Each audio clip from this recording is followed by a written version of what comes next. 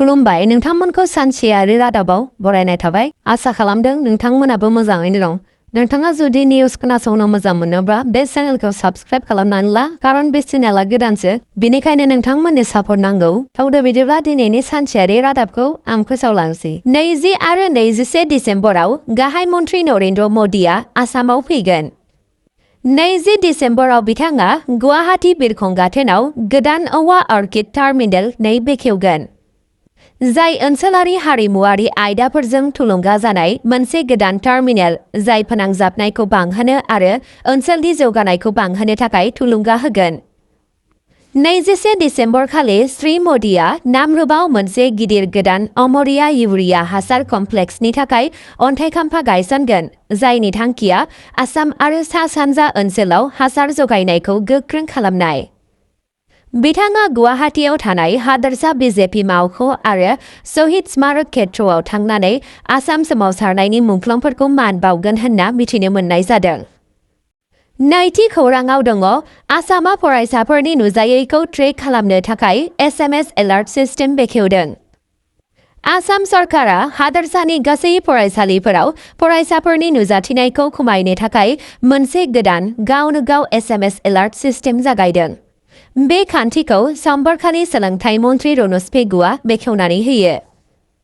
बे खान्थिनि सिङाव जुदि सोरबा फरायसाया गनायथि गैयालासे सानबासिम नुजाथियाब्ला बिमा-बिफा आरो थाखो फोरोंगिरि सानैनोबो गावनो गाव SMSनि एलार्ट हरनाय जागोन फरायसाया फरायसालियाव फैफिननायसिम सानबानि गेजेराव एलार्टआ सोलिबाय थागोन बे खान्थिया शिक्षा सेतु एपजों फोनांजाबनाय जादों आरो बेनि थांखिया नखरफोर आरो फोरोंगिरिफोरखौ थाब मिथिहोनानै नुजाथिनायखौ बांहोनाय आरो फरायसालि नागारनायखौ होबथानाय साबसिन फोनांजाब राहानि थाखाय जायगायारि रावफोराव खौरां हरनाय जागोन थामथि खौराङाव दङ कच राजबंशी हानजाया कक्राझार रेल होबथानायखौ बन्द खालामदों मैया मिरु सरकारा 7 साननि गेजेराव सावरायनायखौ जागायगोन होनना खोथा होनायनि उनाव गाहाय कच राजबंशी आफादफोरा कक्राझाराव मोनसे थांखि लानाय रेल होबथानायखौ दान्दिसेनि थाखाय दोनथ'दों गुबुन मोनसे खुमुथाफोर हादोरसा कच राजबंशी हारिनि थाखाय अनुसूचित जनजातिनि थामान खुमुथाफुरि रावखौ संबिजिरारि गनायथि आरो बिग्रायारि हानजाफोरजों गोजोन गोरोबथा बायदि गोबां गाहाय दाबिफोरखौ लानानै सोमावसारनायखौ खुंनाय जादों नखर बिफाननि मावख'गिरिफोरा फोरमायनाय बादिब्ला सोमावसारनायनि दायनिगिरिफोरजों थाबैनो नेमखान्थि बादियै सावरायनाया जागायगोन नाथाय हानजाफोरा हुमखि होदों दि जुदि सरकारा गावनि समायखिराखौ फालियाब्ला सोमावसारनाया गोख्रों महराव जागायफिननो हागौ ब्रैथि खौराङाव दङ यमुना एक्सप्रेसवेयाव खुवाजों नांजाबनाय जाहोनाव सा 13 सुबुंनि जिउ खहा सा 25 जोखोम मंगलबारनि फुंबिलियाव मथुरानि साखाथियाव यमुना एक्सप्रेसवेयाव गंसे गिदिर गारि जाब्रबथायाव खमैबो सा 13 सुबुंनि जिउ खहा जायो आरो सा 25 सुबुंफोरा जोखोम जायो बे जाब्रबथाया फुंनि 4:30 रिंगासोआव जायो जेब्ला रोजा खुवा खुनायनि जाहोनाव नुनो मोननाया जोबोद खम जायो जायनि जाहोनाव गोबां बास आरो गारिफोरा सौग्रावलायो गोबां गारिफोराव अर खामदों आरो माखासे सुबुंफोरा खामनायनि जाहोनाव जिउ गोमादों बिबानगिरिफोरा जाथाय जानाय जायगायाव अर खोमोरग्रा आरो रैखाथि हानजाफोरखौ दैथायहरो आरो जोखोम जानाय सुबुंफोरखौ खाथिनि देहा फाहामसालिसिम दैथायहरो मावख'गिरिफोरा खामब्लिनाय गोथै सहफोरखौ सिनायथिनो थाखाय DNA आनजाद खालामगासिनो दं उत्तर प्रदेश सरकारा थैनाय सुबुंफोरनि नखरनो 2 लाख रां आरो जोखोम जानाय सुबुंफोरनो 50,000 रां अनसुंथाइ होनो फोसावदों बाथि खौराङाव दङ जुबिन मार्डार केस गासैबो दायनिगिरिफोरा भिडिअ कनफारेन्सनि गेजेरजों नुजाथिदों 22 डिसेम्बराव बेनि हियारिं जुबिन गार्गखौ बुथारनाय केसआव गासै 7 दायनिगिरिफोरखौ मंगलबारखालि भिडिअ कनफारेन्सिंनि गेजेरजों कामरुप मेट्रपलिटाननि गाहाय जुडिशियेल मेजिस्ट्रेट CJMनि सिगाङाव लाबोनाय जायो बिजिरसालिया चार्जशीटनि कपिफोरखौ गासैबो दायनिगिरिफोरनो गथायना होयो जाय दासान्दि जुडिशियेल कास्टडियाव दं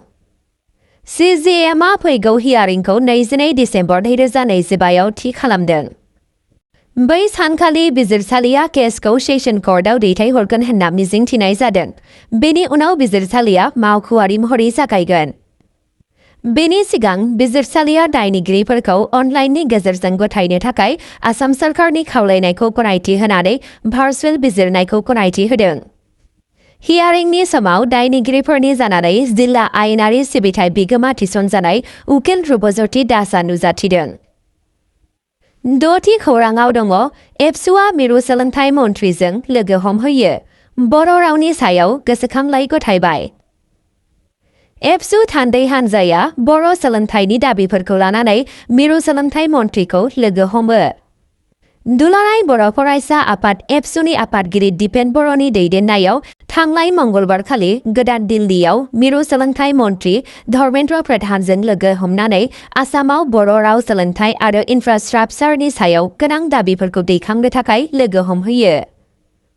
एबसुआ मोनबा बिन्दो गोनां गोसोखांलाय गथायनानै ओनसोलनि गासै मिरु फरायसालिफोराव 10 थाखोसिम बर'खौ गोदान भारतनि राव एमाइल महरै सोसननो आरो बर' गोरोबथानि सिङाव खोथा होनाय बादियै L1 थाखोआव C-TET आनजादाव सोसननो थाखाय खावलायहरो।